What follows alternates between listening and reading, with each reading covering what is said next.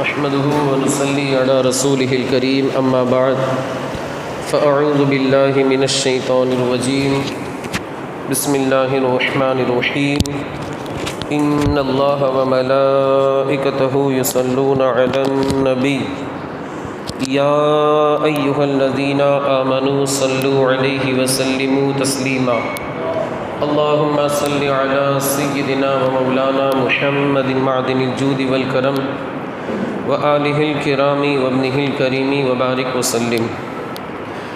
آیت کریمہ، دو آیت کریمہ میں نے اس دن پڑھی تھی، مگر اس کے تعلق سے کچھ تفصیل، کچھ ڈیٹیل رہ گئی تھی۔ اللہ رب العزت قرآن مقدس میں ارشاد فرماتا ہے وَإِن كُنتُمْ فِي رَيْبٍ مِّمَّا نَزَّلْنَا عَلَىٰ عَبْدِنَا فَأْتُوا بِسُورَةٍ مِّن مِّثْلِهِ وَادْعُوا شُهَدَاءَكُم مِّن دُونِ اللَّهِ إِن كُنتُمْ صَادِقِينَ۔ کنز الایمان کا ترجمہ: اور اگر تمہیں اس کتاب کے بارے میں کوئی شک ہو جو ہم نے اپنے خاص بندے پر نازل کی ہے تو تم اس جیسی ایک صورت بنا لاؤ اور اللہ کے علاوہ اپنے سب مددگاروں کو بلا لو اگر تم سچے ہو۔ یعنی اگر تمہیں اس کتاب کے یعنی قرآن مقدس کے اللہ کی جانب سے ہونے میں شک ہے تو تم اس جیسی ایک صورت، پوری کتاب کی بات نہیں، صرف ایک چھوٹی سی صورت لے آؤ اور اس صورت کے لانے میں اللہ کے علاوہ جس کو چاہو تم مددگار بنا لو۔ پھر اللہ رب العزت نے ان کے تعلق سے ارشاد فرمایا فَإِن لَّمْ تَفْعَلُوا، کہ وہ لوگ اگر وہ نہ لا سکو اور ہم فرمائے دیتے ہیں کہ ہرگز نہ لا سکو گے، کنز الایمان کا ترجمہ، تو ڈرو اس آگ سے جس کا ایندھن آدمی اور پتھر ہے، یہ آگ تیار کر رکھی ہے کافروں کے لیے۔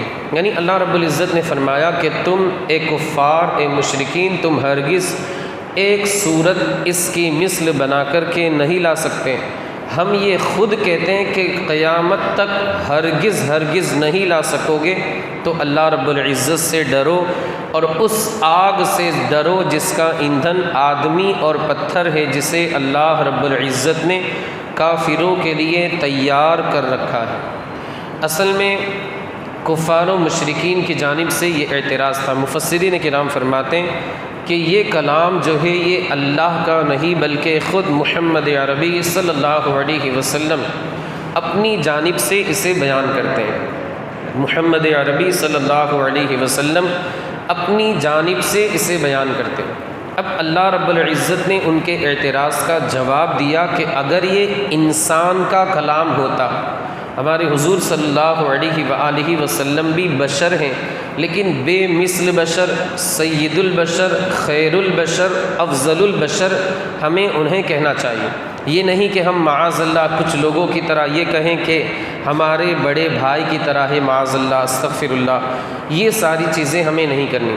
ظاہری طور پر بشر ہے اور حقیقت میں نور ہے، لیکن ہم بشر بھی نہیں کہیں گے بلکہ بے مثل بشر کہیں گے، سید البشر کہیں گے، افضل البشر کہیں گے، خیر البشر، یہ سارے الفاظ ہم استعمال کریں تو ظاہری اعتبار سے بشر ہے یعنی انسان ہے ہمارے آقا مولا حضور تاجدار مدینہ صلی اللہ علیہ وسلم۔ اور آپ کو بشر کہنا اور انسان کہنا بھی ضروری ہے۔ کیوں؟ اس لیے کہ اللہ نے اپنے نبی کی زبانی یہ کہلوایا، اس لیے کہ آپ نے ڈوبے ہوئے سورج کو پھیرا، چاند کے 2 ٹکڑے کیے اور بکری کے سوکھے ہوئے تن پہ آپ نے اپنا دست اقدس پھیرا، بکری کے سوکھے ہوئے تھن کے اوپر، اور اس میں سے دودھ وغیرہ نکلنے لگا۔ یہ آپ کے معجزات دیکھ کر کے وہ عرب کے بدو کفار و مشرکین کہیں یہ نہ سمجھ لے کہ یہ خدا ہے۔ اس بنیاد پر اللہ نے خود اپنے نبی کی زبان اقدس کے ذریعے یہ بات کہلوائی کہ اے محبوب آپ ارشاد فرما دیں انما انا بشر مثلکم، میں تم جیسا بشر ہوں، انسان ہوں۔ یعنی اس کا یہ مطلب نہیں جو تمہاری حیثیت ہے وہ میری حیثیت ہے، استغفر اللہ، ایسا نہیں ہے، بلکہ تم مجھے کہیں معبود نہ سمجھ لو، اس لیے میں یہ اعلان کر رہا ہوں۔ رہی بات تعظیم کی، رہی بات عزت کی، تو وہ ہم اپنے ماں باپ سے بھی زیادہ رسول اللہ کو عزت دیں گے۔ لا یؤمن احدکم حتی اکون احب الیہ من والدہ وولدہ والناس اجمعین۔ حضور اعلیٰ حضرت نے اسی کی ترجمانی کرتے ہوئے ارشاد فرمایا، اللہ کی سرتاب قدم شان ہے یہ انسان نہیں، انسان وہ انسان ہے یہ۔ قرآن تو ایمان بتاتا ہے انہیں، اور ایمان یہ کہتا ہے میری جان ہے۔ یہ ہمارے حضور کے شان ہے۔ یہ نہیں کہ بس ہمارے حضور نے ارشاد فرمایا میں تم جیسا بشر ہوں، اب کچھ لوگ کھڑے ہو جائے اور ہمارے حضور کی شان میں گستاخی کرے کہ رسول اللہ خود فرما رہے کہ میں تم جیسا بشر ہوں، انما انا بشر مثلکم۔ یہ نہیں ہے، بلکہ وہ کفار و مشرکین کا رد کرنے کے لیے کہ کہیں وہ لوگ تو کیا ہے، ایک پتھر کو دیکھتے ہیں تو معبود سمجھ لیتے ہیں۔ آج کل بھی آپ دیکھتے ہوں گے، ایک پتھر کو دیکھا بس اسی کی پوجا کرنے لگ جاتے ہیں۔ تو ان کفار و مشرکین کا ذہن کہیں خراب نہ ہو جائے، اس بنیاد پر اپنے نبی کی زبان اقدس کے ذریعے، وہ زبان جس کو سب کن کی کنجی کہے، اس کی نافذ حکومت پہ لاکھوں سلام، اپنے نبی کی زبان کے ذریعے یہ اعلان فرمایا۔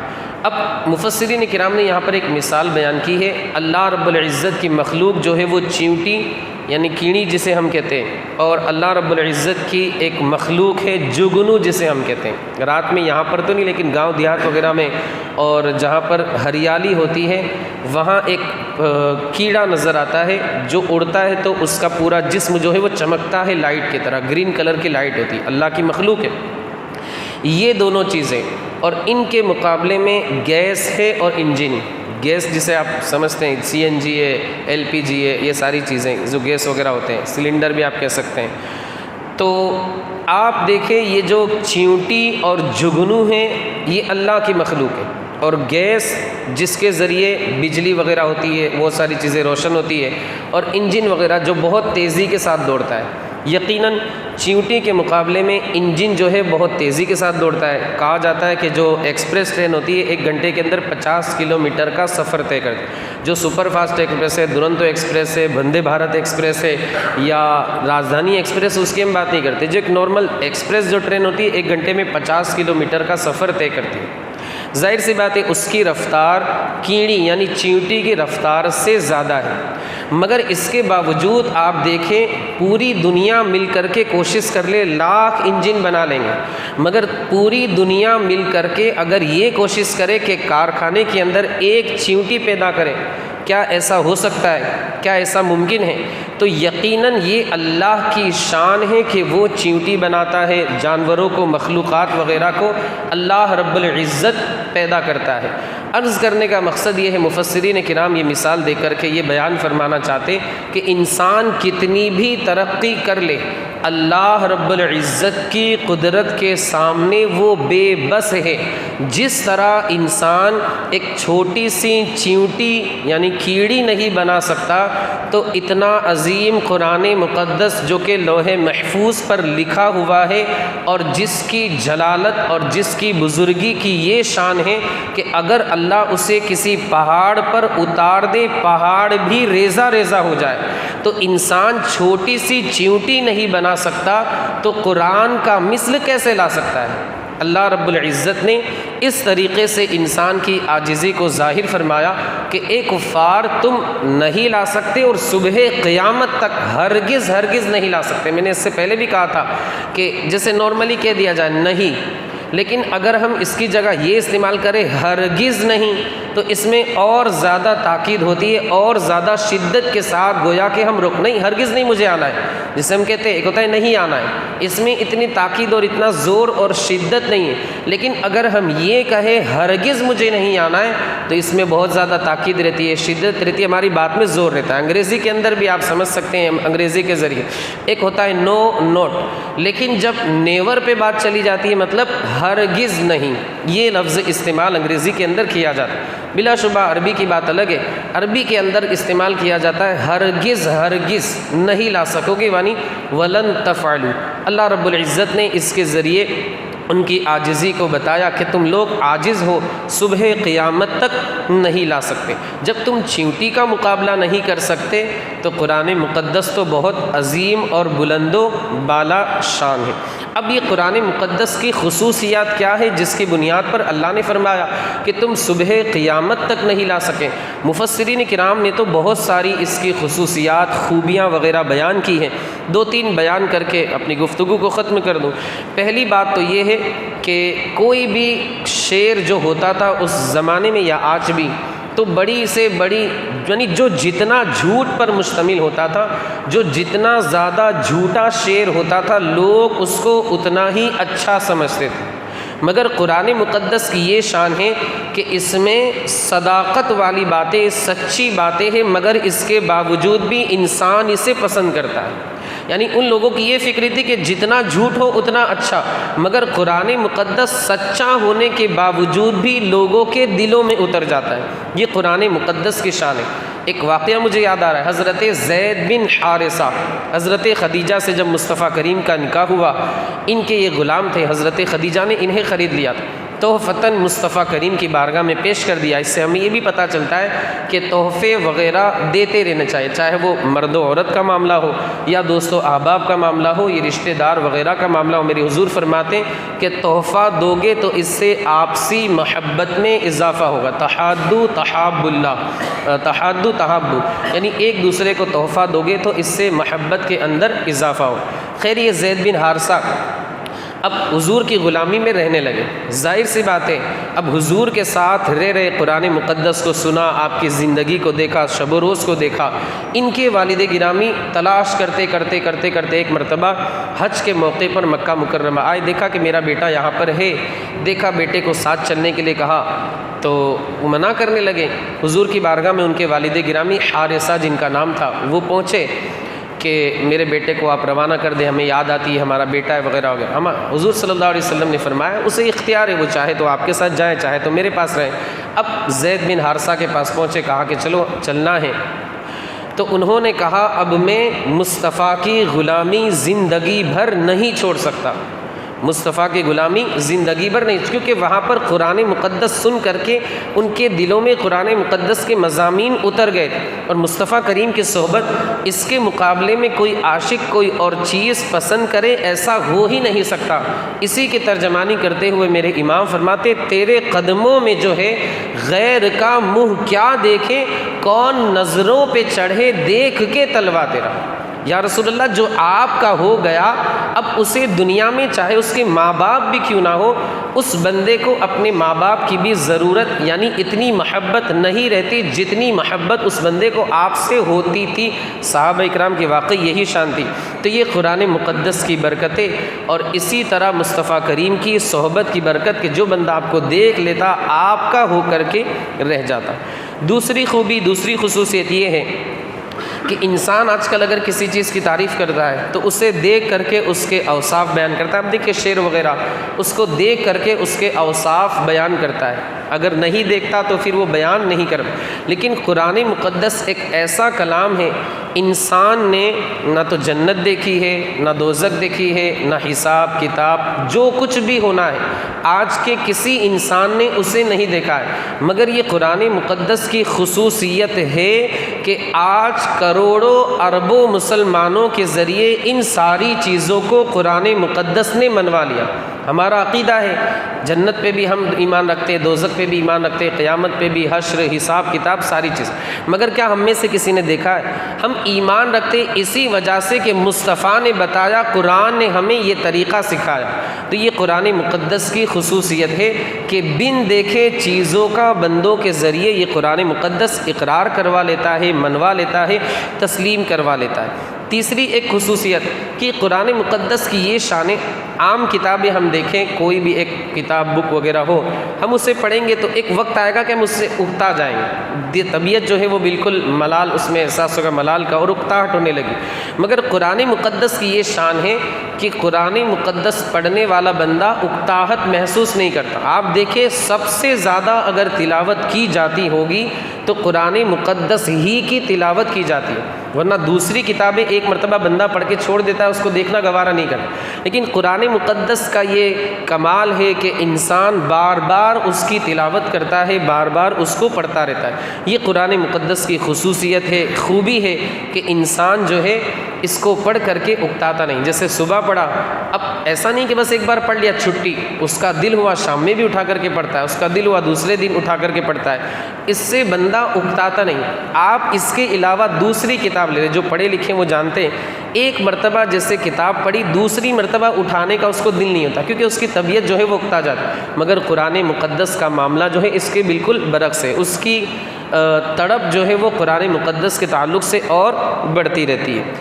اور کتابوں میں ایک یا دو خوبی رہتی ہے، مگر قرآن مقدس میں بہت ساری خوبیاں ہیں۔ جیسے اس کی آیتوں کے ذریعے بندہ تعویذ بنا کر کے اپنے آپ کو روحانی اور جسمانی تکلیفوں سے بچاتا ہے۔ اس کو پڑھ کر کے اگر کسی کو دم کر دیا جائے، اس کا بخار اچھا ہو جاتا ہے، پانی پلا دیا جائے، اس کی مصیبت پریشانی دور ہو جاتی ہے۔ اور جو بندہ اس پر عمل کر لے، اللہ اسے دونوں جہان میں کامیابی عطا فرما دے۔ یعنی اس کی ہر چیز جو ہے وہ انسان کے لیے عبادت ہے، بندگی ہے، ریاضت ہے، اور اسے دنیا میں بھی کام دے گی اور آخرت میں تو انشاءاللہ العزیز کام دے گی۔ اس پر مجھے ایک حدیث سے پاک یاد آ گئی، کل یہ قرآن اللہ کی بارگاہ میں حجت کرے گا، یعنی کہے گا اے اللہ تو اس بندے کو کیسے جہنم میں ڈالے گا جو میری تلاوت کرتا تھا۔ باقاعدہ حدیث پاک میں الفاظ آئے حجت کے، جھگڑنے کے الفاظ، کہ اللہ کی بارگاہ میں جا کر کے محاججہ، جیسا کہ قرآن کی شان ہے، ہم بیان نہیں کر سکتے کہ کیسا ہوگا جھگڑا، بس رسول اللہ نے فرمایا یہ لفظ آیا ہے۔ اللہ کی بارگاہ میں عرض کرے گا اے اللہ جو میری تلاوت کرتا تھا میرے ہوتے ہوئے تو اسے جہنم میں ڈالے گا۔ وہ اللہ کی بارگاہ میں عرض کرتا رہے گا، کرتا رہے گا، کرتا رہے گا، یہاں تک کہ اللہ کی رحمت کو جوش آئے گا، اپنے اس بندے کو جنت کے اندر داخل فرما دے گا۔ تو قرآن مقدس سے ہمیں سیکھنا بھی ہے زندگی کے اصول، ضوابط، اور قرآن مقدس سے ہمیں دنیا بھی بنانی ہے، آخرت بھی بنانی ہے، اپنے کو بھی بچانا ہے، دوسرے کو بھی بچانا ہے۔ یہ قرآن مقدس لوگوں کو عاجز کر دیتا ہے، لوگوں کو بے بس کر دیتا ہے، یعنی اس کا مثل بندہ نہیں لا سکتا، اس کے آگے گویا کہ لوگ گونگے ہو جاتے ہیں۔ ظاہر سی بات ہے اس کا کوئی مقابلہ کرے گا تو وہ بربادی ہو جائے۔ حضور اعلیٰ حضرت فرماتے تیرے آگے یوں ہے دبے لچے فصحا عرب کے بڑے بڑے، کوئی جان منہ میں زباں نہیں بلکہ جسم میں جان نہیں۔ یہ قرآن مقدس کی شان، یعنی گویا کہ ایسا لگتا ہے کہ منہ میں زبان ہی نہیں ہے، کوئی بندہ کچھ بول ہی نہیں پاتا۔ یہ قرآن مقدس کی شان ہے۔ بس آخری بات کہ اللہ نے آگے فرمایا اس کا ایندھن لوگ اور پتھر ہوں گے۔ جہنم کی جو آگ ہے اس کو بھڑکانے کے لیے آج کل جیسے ہم آگ جلاتے تو اس میں لکڑی ڈالتے، مگر جہنم کی آگ کو تیز کرنے کے لیے انسانوں کو ڈالا جائے گا، کفار کو، اور جو فاسق مسلمان ہیں اس کو بھی ڈالا جائے گا، اور پتھروں کو ڈالا جائے گا۔ مفسرین کرام نے فرمایا کہ اس پتھر سے مراد کفار و مشرکین کے جو بت ہیں، مورتیاں ہیں، معبودان باطلہ، وہ ڈالی جائے گی۔ بعض لوگوں نے کہا کہ عام پتھر جو ہم دیکھتے ہیں ان کو ڈالا جائے گا، یعنی جہنم کی آگ کو تیز کرنے کے لیے عام پتھر جو نظر آتے ہیں انہیں ڈالا جائے گا۔ لیکن مفسرین کرام فرماتے حجر اسود، مقام ابراہیم، صفا مروہ، اور اسی طرح ریاض الجنہ، روضہ رسول کے جو پتھر وغیرہ ہیں، اسی طرح ستون حنانہ، یہ سارے کے سارے پتھروں کو نہیں ڈالا جائے گا۔ کیوں؟ کیونکہ یہ سارے کے سارے پتھر مبارک ہے، اور یہ تمام کے تمام پتھر کل قیامت کے دن جنت کے اندر داخل کیے جائیں۔ یاد رکھے احد پہاڑ بھی جنتی پہاڑ ہے اور اسے جنت کے اندر داخل کیا جائے۔ حجر اسود کے تعلق سے ایک آخری بات عرض کر دوں کہ حجر اسود شروع میں آیا تھا بہت سفید تھا، لیکن اس کے اندر ایسی صلاحیتیں مقناطیس، جسے ہم لوئی چمبک بولتے ہیں، یہ گناہوں کو، لوگوں کے گناہوں کو لوئی چمبک کی طرح اپنی جانب کھینچتا ہے۔ بہت سارے ہزاروں، لاکھوں، کروڑوں، اربوں لوگ آئے گناہگار، حجر اسود اپنی جانب لوگوں کے گناہوں کو کھینچتا رہا، نتیجہ یہ ہوا کہ اس کا کلر جو ہے وہ کالا ہو گیا۔ اور حدیث پاک میں ہے کہ جب اسے حشر کے دن، قیامت کے دن میدان محشر میں دنیا سے اٹھایا جائے گا تو اس کی آنکھیں ہوگی، اللہ رب العزت اسے آنکھیں عطا فرمائے گا، اور جس نے اس کا بوسہ لیا ہوگا یہ حجر اسود اس بندے کی گواہی دے کر کے اللہ کی بارگاہ میں اس کی مغفرت کی سفارش کرے گا، اللہ اس کی مغفرت فرما دے گا۔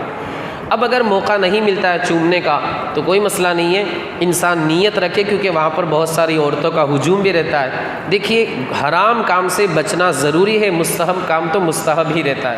انسان کی نیت ہے استلام کر لے، اس طریقے سے چوم لے، اللہ کی رحمت سے امید ہے کہ اس بندے کو حجر اسود کے بوسہ لینے کا بھی ثواب مل جائے گا۔ مولا عز و جل ہمیں آپ کو حجر اسود کا بوسہ لینے کی سعادت عطا فرمائے اور قرآن مقدس کے مضامین پر عمل کرنے کی توفیق عطا فرمائے۔ مولا جو کچھ بھی بیان ہوا اس کے بیان کرنے میں مجھ سے غلطی وغیرہ ہو گئی اسے معاف فرما، قرآن عظیم کی برکتوں سے مالا مال فرما، اس کے صدقے ہماری بے حساب مغفرت فرما۔ اے مولا ہمارے ان بھائیوں نے درس میں شرکت کی، انہیں اپنی شان کے مطابق اجر و ثواب عطا فرما، ان کی کمائی میں، کاروبار میں، تجارت میں، رزق حلال میں خوب سے خوب تر برکتیں عطا فرما۔ مولا ہمارے ان بھائیوں کو ہر سال گھر والوں کے ساتھ حج بیت اللہ کی سعادت عطا فرما۔